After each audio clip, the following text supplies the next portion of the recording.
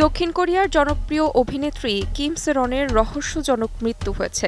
রবিবার সিওলের সিয়ংডংগুতে নিজ বাড়ি থেকে তার মরদেহ উদ্ধার করা হয়েছে। এতে করে মাত্র ২৪ বছর বয়সেই থামল অভিনেত্রীর জীবন। সেখানকার পুলিশের ধারণা তিনি আত্মহত্যা করেছেন।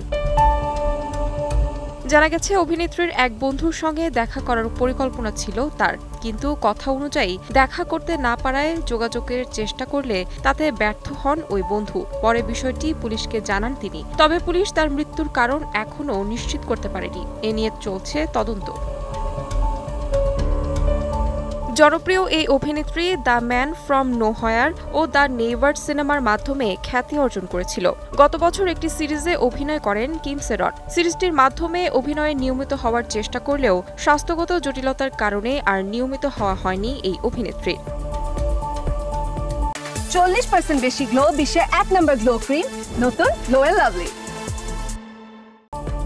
এদিকে ২০২২ সালে মদ্যপান অবস্থায় গাড়ি চালানোর সময় আটক হয়েছিলেন এই অভিনেত্রী।